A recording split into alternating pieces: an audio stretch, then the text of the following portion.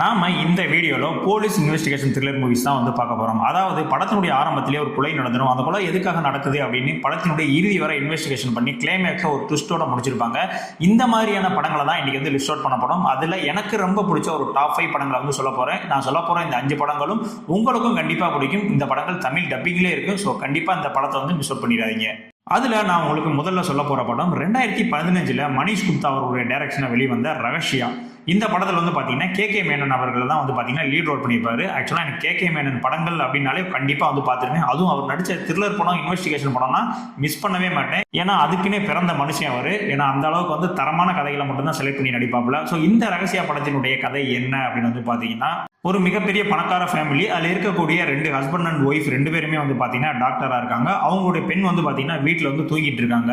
So அதிகாலையில் வந்து பார்த்தீங்கன்னா அந்த வீட்டில் வேலை செய்யக்கூடிய வேலைக்காரவங்க கதவை திறந்து அவங்களுக்கு காஃபி கொடுக்க போகிறாங்க. போய் பார்த்தா அந்த பெண் வந்து பார்த்தீங்கன்னா கழுத்தில் அறுபட்டு ரத்தத்தோட வந்து இறந்து கிடக்காங்க. இதை பார்த்தா அந்த வேலைக்காரங்க உடனே வந்து கத்தி இந்த மாதிரி இறந்து கிடக்காங்க அப்படின்ற மாதிரி சொல்கிறாங்க. அதுக்கப்புறம் அங்கே உள்ள வந்து போலீஸ் வராங்க. போலீஸ் வந்து பார்த்தா அங்கே இருக்கக்கூடிய தடயங்கள்லாம் வந்து செக் பண்ணுறாங்க. அவங்களுக்கு ஒரு 2 தடயங்கள் கிடைக்குது. என்ன அப்படின்னா, அந்த டாக்டர் வந்து யூஸ் பண்ணக்கூடிய அந்த நைஃப், சர்ஜன் பண்றதுக்கு யூஸ் பண்ணக்கூடிய அந்த நைஃபும் ஒரு பேனாவும் கிடைக்குது அந்த இடத்துல. ஸோ இதை வச்சுக்கிட்டு இவர் தான் அவருடைய அப்பா தான் வந்து கொலை பண்ணிட்டாங்க அப்படின்னு சொல்லிட்டு அவரை வந்து அரெஸ்ட் பண்றாங்க. இதுக்கப்புறம் கதையில நம்ம கே மேனன் அவர்கள் வந்து உள்ள என்ட்ராராப்ல.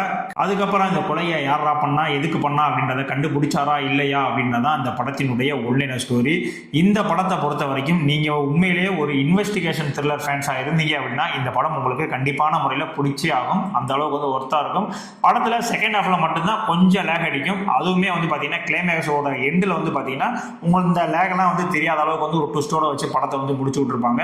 படத்தில் கே மேனன் அவர்களுடைய ஆக்டிங் தான் அந்த படத்தினுடைய ஹைலைட்டாகவும். நீங்கள் படம் பாருங்க, உங்களுக்கே தெரியும் ஏன் இவ்வளோ தூரம் இவருக்கு வந்து ப்ரொமோட் பண்ணுறான் அப்படின்னு. அந்த அளவுக்கு வந்து ஒரு தரமான ஆக்டிங் வந்து கொடுத்துருப்பாப்புல. படத்தினுடைய மிகப்பெரிய ப்ளஸ் என்னன்னா, ஸ்டார்டிங்லேருந்து எண்டிங் வரைக்கும் இவர் தான் கில்லராக இருப்பாரோ அப்படின்ற மாதிரி உங்களால் யூகிக்கவே முடியாத அளவுக்கு வந்து ஸ்க்ரீன் பிளே பண்ணியிருப்பாங்க. அதுதான் இந்த படத்தினுடைய மிகப்பெரிய ப்ளஸ். இந்த படம் வந்து பார்த்தீங்கன்னா IMDbல 10க்கு 7.5 ரேட்டிங் வந்து கொடுத்துருக்காங்க. இந்த படம் பிரைம் வீடியோ, G5, ஏன் யூடியூப்லேயே கூட தமிழில் வந்து அவைலபிளாக இருக்குது. ஸோ நீங்கள் இந்த படத்தை பார்க்கல அப்படின்னா கண்டிப்பாக பாருங்கள். பார்த்து முடிச்சதுக்கப்புறம் உங்களுடைய ஃபேவரட் லிஸ்ட்டில் இந்த படம் வந்து கண்டிப்பான முறையில் வந்து ஆட் ஆகுங்க. அடுத்து நம்ம 2வதா பார்க்க போகிற படம் 2021 விக்னேஷ் கார்த்தி அவருடைய டைரக்ஷனில் வெளியான திட்டம் 2 பிளான் பி. ஆக்சுவலாக விக்னேஷ் கார்த்தி அவருடைய படம்னாலே கொஞ்சம் வித்தியாசமாக இருக்கும். அதான் நீங்கள் ஹாட்ஸ்பாட் 1, ஹாட்ஸ்பாட் 2, தலையில் ஏண்டா என்ன வைக்கல, இந்த மாதிரியான படங்களுடைய டைரக்டர் தான் வந்து விக்னேஷ் கார்த்தி. ஓகே, இந்த திட்டம் 2 படத்தினுடைய கதை என்ன அப்படின்னா, படத்தினுடைய நாயகி ஐஸ்வர்யா ராஜேஷ் வந்து வராங்க. அவங்க வந்து ஒரு பெண் காவல் அதிகாரியாக வந்து இருக்காங்க. அவங்களுடைய சிறு வயது தோழி வந்து இது மாதிரி மிஸ் ஆயிட்டாங்க அப்படின்ற மாதிரி ஒரு கேஸ் வந்து வருது. ஸோ அந்த கேஸை கையில் எடுத்துக்கிட்டு அவங்க விசாரிக்கிறாங்க. தன்னுடைய தோழிக்கு வந்து என்ன ஆச்சு, அவங்க எப்படி டிஸப்பியர் ஆனாங்க, இல்லை இறந்துட்டாங்களா, இல்லை உயிரோடு தான் இருக்காங்களா அப்படின்றத கண்டுபிடிக்கிறது தான் இந்த படத்தினுடைய ஃபுல் ஸ்டோரியே. இந்த படத்தினுடைய மிகப்பெரிய பிளஸ்ஸே வந்து பார்த்தீங்கன்னா ஸ்டோரியும் அதனுடைய ஸ்க்ரீன் பிளேயும் தான். நீங்கள் எதிர்பார்க்காத அளவுக்கு இந்த படத்தினுடைய ஸ்க்ரீன் பிளே வந்து இருக்கும். அதுலேயும் முக்கியமாக இந்த படத்தினுடைய கிளைமேக்ஸ், நீங்கள் யாராக இருந்தாலும், நீங்கள் வந்து ஒரு மிகப்பெரிய உலக படங்கள்லாம் பார்க்கக்கூடிய ஆளாக இருந்தாலும் கூட இந்த படத்தினுடைய கிளைமேக்ஸை உங்களால் கணிக்கவே முடியாது. ஸோ அந்த அளவுக்கு வந்து ஒரு தரமான ரைட்டிங்கில் ஒரு சமூகம் சார்ந்த பிரச்சனைக்கும் தீர்வுமா இந்த கிளைமேக்ஸ் வந்து வச்சிருப்பாரு அவர். படத்தில் எனக்கு பிடிக்காத விஷயங்கள் என்னன்னா, இந்த படத்தை வந்து ஐஸ்வர்யா ராஜேஷை வந்து கேஸ்ட் பண்ணியிருப்பாங்க. ஆக்சுவலாக அவங்க அந்த போலீஸ் கேட்டப்புக்கு வந்து மேட்ச் ஆயிருக்க மாட்டாங்க. ஸோ அந்த போலீஸ்க்கே உண்டான அந்த மெடுக்கு அந்த மாதிரியான விஷயங்கள் எதுவுமே இருக்காது. ஸோ இவங்களையே நான் சூஸ் பண்ணாங்க, வேற யாரையா சூஸ் பண்ணியிருக்கலாமே அப்படின்ற மாதிரி தான் எனக்கு வந்து தோணுச்சு. படத்தில் நிறைய இடங்கள்ல வந்து பார்த்தீங்கன்னா லாஜிக் மிஸ்டேக் இருக்கு. ஸோ ஆனால் படத்தினுடைய அந்த ஸ்க்ரீன் பிளேவினுடைய வேகத்தில் இந்த லாஜிக் மிஸ்டேக்லாம் உங்களுக்கு வந்து அந்த அளவுக்கு வந்து கண்ணுக்கு தெரியாது. இந்த படத்துக்கு IMDbல 10க்கு வந்து பார்த்தீங்கன்னா 7.1 ரேட்டிங் வந்து கொடுத்துருக்காங்க. இந்த படம் நீங்கள் சோனி லிவ்ல தமிழ்லேயே இருக்கு. ஸோ நீங்கள் கண்டிப்பான முறையில் இந்த படத்தை வந்து வாட்ச் பண்ணி பாருங்க. உங்களால் இந்த படத்தினுடைய கிளைமேக்ஸ் கண்டுபிடிக்க முடியுதா இல்லையா அப்படின்றத நம்மளுடைய கமெண்ட்ஸ் வந்து கண்டிப்பான முறையில் சொல்லுங்க. இல்லை ப்ரோ, நான் ஃபைனலாக பார்த்து ரிவீல் ஆன அப்புறம் தான் எனக்கே தெரிஞ்சிச்சு, நான் யூஜ் ஒரு கிளைமேக்ஸாக இருக்குது, இங்கே ஒரு கிளைமேக்ஸாக இருக்குது அப்படின்னு தோணுனாலும் அதையும் நம்மளுடைய கமெண்ட்ஸ் வந்து சொல்லிட்டு போங்க. அடுத்த 3வதா நான் சொல்ல போகிற படம் 2021 தனு பாலக் அவருடைய டைரக்ஷனில் வெளிவந்த கோல்டு கேஸ். இந்த படத்தில் பிருத்திவிராஜ் அவர்களை நான் முதல் முறையாக இந்த மாதிரியான ஒரு இன்வெஸ்டிகேஷன் த்ரில்லர் படத்தில் வந்து பார்த்தேன். ஏன்னா ரொம்ப நாளாக அவர் வந்து அந்த இன்வெஸ்டிகேஷன் த்ரில்லர் படம் வந்து அவாய்ட் பண்ணியிருந்தாப்புல. பட் ஓகே, இப்போ எடுத்து நடிச்சிருக்காரு, எப்படி இருக்குது அப்படின்னு சொல்லி பார்க்கும்போது ரொம்ப அருமையான படமாக இருந்துச்சு. இந்த படத்தினுடைய கதை என்ன அப்படின்னு வந்து பார்த்தீங்கன்னா, ஆக்சுவலாக இந்த படத்தில் 2 கதைகள் இருக்குங்க. ஆமாங்க, நீங்கள் ஒரே படம் பார்க்கும் போதே கிட்டத்தட்ட 2 படம் பார்த்து 2 படத்துக்குமான சொல்யூஷன் இந்த ஒரே படத்தில் வந்து கொடுத்துருப்பாங்க. முதல் கதை எதை நோக்கி போயிட்டு இருக்கும் அப்படின்னா, ஒரு ஆற்றங்கரையில் வந்து பார்த்தீங்கன்னா ஒரு மண்டையோடு இருக்குது, ஒரு ஸ்கெலிட்டன் வந்து கிடக்கு. அதோ யார் இது, இந்த ஸ்கெலிட்டன் யாராக இருப்பாங்க, ஒருவேளை கொலையா இல்லை தற்கொலையா, ஏன் வந்து இந்த இடத்துல இருக்குது இப்படின்றத இன்வெஸ்டிகேஷன் பண்ணுறாரு நம்மளுடைய பிருத்திவிராஜ். இந்த ஸ்டோரி ஒரு சைடு தனியாக போயிட்டு இருக்கும். இன்னொரு சைடு வந்து பார்த்தீங்கன்னா அதிதி பாலான் இருப்பாங்க. அவங்க வீட்டுக்காரர் வந்து டைவர்ஸ் வந்து அப்ளை பண்ணிட்டு தன்னுடைய பிள்ளையோட ஒரு வீட்டில் வந்து தங்கிட்டு இருப்பாங்க. அந்த வீட்டில் நிறைய அமானுஷ்யமான விஷயங்கள்லாம் வந்து நடக்கும். அது யாரு என்ன அப்படின்றத வந்து கண்டுபிடிச்சாங்களா அப்படின்ற மாதிரியான ஒரு ஸ்டோரி வந்து செகண்ட் ஹாஃப்ல வந்து போயிட்டு இருக்கும். டோட்டலாக கிட்டத்தட்ட 2 ஸ்டோரி 2 ட்ராக்காக 2 ஸ்க்ரீன் பிளேவாக வந்து போயிட்டு இருக்கும்.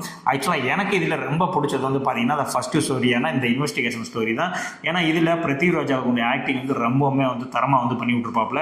ஆக்சுவலாக இந்த ஒரு ஸ்டோரியை இவங்க ஃபுல்லாகவே வந்து படமாக பண்ணியிருக்கலாம். பட் எதுக்காக இந்த ஒரு ஹாரர் எலமெண்ட் அப்படின்ற மாதிரியான ஒரு விஷயத்தை வந்து உள்ள பிளேஸ் பண்ணி 2 ஸ்டோரியை வந்து டிவைட் பண்ணியிருந்தாங்க. ஸோ அது எனக்கு ஒரு மாதிரி இருந்துச்சு. பட் உங்களுக்கு பிடிக்கிறதுக்கான வாய்ப்பு வந்து அதிகமாக இருக்குது. அதுவும் இந்த ஹாரர் எலமெண்ட்டை இந்த இன்வெஸ்டிகேஷனில் ஜாயின்ட் ஆகும்போது ஒரு கூஸ் பம்ப்ஸ் வரும். ஸோ அந்த சீன் வந்து அழகாகவே வந்து எலிவேட் பண்ணியிருந்தாங்க.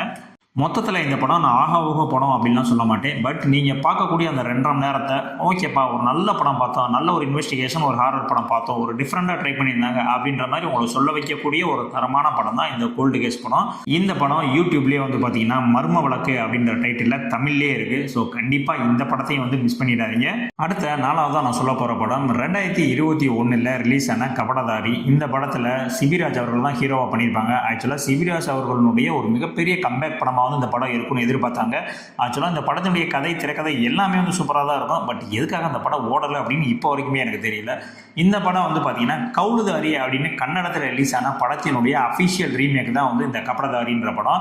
இந்த படத்தினுடைய பியூட்டியே என்ன அப்படின்னு பார்த்தீங்கன்னா ஒரு படத்தை வந்து ரீமேக் பண்ணுறோம் அப்படின்னா அது தமிழுக்கு மாறும்போது அதில் நிறைய விஷயங்கள் சேர்த்து படத்தவே வந்து சொதப்பியிருப்பாங்க. ஆனால் இதில் அந்த மாதிரியான எந்த விஷயங்களும் பண்ணாமல் அப்படியே ஒரிஜினல் ஸ்கிரிப்டவே வந்து தமிழுக்கு வந்து அப்படியே வந்து ரீமேக் பண்ணி வந்து எடுத்திருப்பாங்க. ஸோ அதுதான் இந்த படத்தினுடைய பியூட்டி. எந்த இடத்துலையுமே அந்த பழைய கன்னட படம் பார்க்கக்கூடிய அந்த ஃபீல் வந்து வராமல் தமிழுக்கு ஏற்ற மாதிரி சின்ன சின்ன அட்ஜஸ்ட்மெண்ட் மட்டும் பண்ணி அந்த ஒரிஜினல் ஸ்கிரிப்டில் எந்த சேஞ்சும் வராமல் அருமையாக வந்து எடுத்திருப்பாங்க. நீங்கள் ஒரு தரமான இன்வெஸ்டிகேஷன் த்ரில்லர் படம் பார்க்கணும் அப்படின்னா இந்த படத்தை வந்து பார்க்கலாம். இந்த படத்தினுடைய உண்மையான ஸ்டோரி என்ன அப்படின்னா இந்த படத்தினுடைய நாயகனான சிபிராஜ் வந்து பார்த்தீங்கன்னா ஒரு டிராஃபிக் கான்ஸ்டபிள் வந்து இருப்பாப்ல. ஆனால் அவர் உண்மையிலேயே வந்து பார்த்தீங்கன்னா ஒரு கிரைம் பிரான்ச் எல்லாம் சேர்ந்து பல கேஸ்கள்லாம் வந்து சால்வ் பண்ணணும் அப்படின்றது தான் கனவு.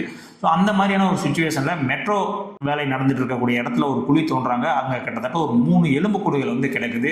ஸோ அதுக்கப்புறம் நம்ம தலைவன் வந்து அன்அஃபிஷியலாக அந்த கேஸ் வந்து கையில் எடுத்து எப்படி சால்வ் பண்ணாரு அப்படின்றது தான் அந்த படத்தினுடைய உண்மையான ஸ்டோரி. இப்போவும் சொல்கிறேன், உங்களுக்கு ஒரு தரமான இன்வெஸ்டிகேஷன் த்ரில்லர் வேணும், நீங்கள் டாப் டு எண்ட் வரைக்கும் வந்து எதையுமே வந்து ஃபைன் பண்ண முடியாமல் இருக்கணும், அதே நேரத்தில் ஒரு கூஸ் பம்ப்ஸாகவும் இருக்கணும் அப்படின்னா கண்டிப்பான முறையில் இந்த படத்தை உங்களுக்கு ரெக்கமெண்ட் பண்ணுறேன். பாருங்கள், அந்த அளவுக்கு ஒரு தரமான ஒரு படம். இந்த படம் பிரைம் வீடியோலேயே வந்து அவைலபிளாக இருக்குது. இந்த படத்துக்கு IMDb 6.3 ரேட்டிங் வந்து கொடுத்துருக்காங்க. நான் இப்போ சொல்கிற இந்த 5 படங்களில் என்னுடைய பர்சனல் ஃபேவரட் இந்த படம் தாங்க. ஃபைனலாக நான் சொல்ல போகிற படம் 2021 ரிலீஸ் ஆன ராட் அகில் ஹை. இந்த படம் வந்து பார்த்தீங்கன்னா ஒரு தரமான ஒரு இன்வெஸ்டிகேஷன் த்ரில்லர் படங்க. இந்த படத்தில் நம்மளுடைய பேட்டை படத்தில் நடித்த நவாசுதீன் சித்திக் தான் வந்து ஹீரோவாக வந்து நடிச்சிருப்பாப்புல. இந்த படத்தினுடைய உண்மையான ஸ்டோரி என்ன அப்படின்னு பார்த்தீங்கன்னா கான்பூரில் ஒரு மிகப்பெரிய ஒரு பணக்காரர், ஆனால் அவருடைய ஒய்ஃப் வந்து இல்லை. ஸோ அதனால் வந்து இவர் வந்து ஒரு செகண்ட் மேரேஜ் பண்ணுறாப்புல. ஸோ அந்த செகண்ட் மேரேஜ் அன்னைக்கு வந்து பார்த்தீங்கன்னா அவருடைய படுக்கை அறையிலே அவர் வந்து கொலை செஞ்சுட்டு போயிருக்காங்க. ஸோ இதை விசாரிக்கிறதுக்காக நம்மளுடைய கதாநாயகன் வந்து உள்ளே இறங்குறாரு. இறங்கி உண்மையிலே கொலையா தற்கொலையா இதெல்லாம் யார் பண்ணா, இதுக்கு பின்னால் பேக் ஸ்டோரி என்ன அப்படின்றதான் இந்த படத்தினுடைய உண்மையான ஸ்டோரி. இந்த படத்தில் வந்து பார்த்தீங்கன்னா மிகப்பெரிய ப்ளஸ் பாயிண்டே அந்த இன்வெஸ்டிகேஷன் சீன் தான். ஸோ ஒரு மர்டர் நடக்குது, அந்த இடத்துல கிட்டத்தட்ட ஒரு 10 பேர் இருக்காங்க அப்படின்னா அவங்க ஒவ்வொருத்தங்களையும் அவங்கவுங்க டைரக்ஷன் வந்து விசாரிப்பாங்க. ஸோ அந்த சீன்ஸ்லாம் ரொம்பவுமே வந்து அருமையாக இருக்கும். ஸோ கிளைமேக்ஸுமே வந்து பார்த்தீங்கன்னா நீங்கள் இதுதான் அப்படின்னு நினச்சி ப்ரீட் பண்ணி வச்சுருப்பீங்க, ஆனால் டோட்டலாக வந்து சேஞ்ச் ஆகி வேற ஒரு கிளைமேக்ஸ் வந்து படத்தில் வந்து கொடுத்துருப்பாங்க. ஸோ ரொம்பவுமே வந்து ஒரு அருமையான படம் இது. உங்களுக்கு இன்வெஸ்டிகேஷன் த்ரில்லர் இதெல்லாம் பிடிக்கும், ரொம்பவுமே வந்து நான் விரும்பி பார்ப்பேன் அப்படின்னா கண்டிப்பாக அந்த படத்தை வந்து நீங்களோட வந்து ட்ரை பண்ணி பார்க்கலாம். பட் இந்த படம் தமிழ் டப்பிங்கில் கிடையாது. ஆனால் இந்த படம் நெட்ஃப்ளிக்ஸில் தமிழ் சப்டைட்டிலோட இருக்குது. ஸோ நீங்கள் அதை வேணால் டவுன்லோட் பண்ணி வந்து பார்த்துக்கோங்க. ஆனால் கண்டிப்பாக மிஸ் பண்ணக்கூடாத ஒரு நல்ல ஒரு தரமான படம் தான். இப்போ நான் சொன்ன 5 படங்களில் என்னுடைய பர்சனல் ஃபேவரட் எது அப்படின்னா கண்டிப்பாக சிபிராஜ் அவர்கள் நடித்த அந்த கபடதாரி படத்தை தான் சொல்லுவேன். ஸோ நீங்களும் இந்த 5 படத்தையும் பார்த்துட்டீங்க அப்படின்னா கண்டிப்பாக இது உங்களுடைய ஃபேவரட் எது அப்படின்றத வந்து கமெண்ட்ஸில் சொல்லுங்கள். இல்லை பார்க்கல அப்படின்னா அந்த 5 படத்தையும் பார்த்துட்டு இந்த படம் நல்லா இருந்துச்சு ப்ரோ அப்படின்னு தோணுச்சுன்னா அதையும் நம்மளுடைய கமெண்ட்ஸ் வந்து சொல்லிட்டு போங்க. ஸோ நம்மளுடைய சேனலில் வந்து பார்த்தீங்கன்னா யூடியூப்ல ஃப்ரீயாக இருக்கக்கூடிய நிறைய படங்களில் அதுக்கும் வீடியோ வந்து கிரியேட் பண்ணி போட்டிருக்கோம். அதற்கான லிங்க் வந்து டிஸ்கிரிப்ஷனில் இருக்குது. ஸோ கண்டிப்பாக வந்து பாருங்கள். ஸோ நான் எந்த பேய் படம் பார்த்தாலும் பயப்பட மாட்டேன் அப்படின்னு சொன்னீங்கன்னா ஸோ அதுக்கும் நம்மளுடைய சேனலில் வந்து ஒரு வீடியோ போட்டிருக்கோம். ஒரு 5 பேய் படம் முடிஞ்ச அந்த படத்தை பார்த்துட்டு நீங்கள் பயப்படாமல் இருக்க முடிஞ்சா அப்படின்றதையும் நம்மளுடைய கமெண்ட்ஸ் வந்து சொல்லிட்டு வாங்க. ஸோ இந்த வீடியோ பிடிச்சிருந்துச்சு அப்படின்னா கண்டிப்பாக உங்களுடைய ஃப்ரெண்ட்ஸ் எல்லாத்துக்கும் வந்து ஷேர் பண்ணுங்கள். முடிஞ்ச அளவுக்கு நம்மளுடைய சேனலை சப்ஸ்கிரைப் பண்ணிவிட்டு பெல் கைக்கானையும் வந்து ப்ரெஸ் பண்ணிக்கோங்க. இதே மாதிரியான அடுத்த ஒரு வீடியோவில் வந்து உங்களை வந்து சந்திக்கிறேன். இந்த வீடியோக்கான பார்ட் 2 வேணும் அப்படின்னாலும் கண்டிப்பாக கமெண்ட்ஸில் சொல்லுங்கள். இதே மாதிரியான போலீஸ் இன்வெஸ்டிகேஷன் த்ரில்லருக்கான பார்ட் 2 வீடியோவும் கிரியேட் செய்து போடுறேன். ஸோ இதே மாதிரியான அடுத்த ஒரு வீடியோவில் வந்து பார்க்கலாம். பை.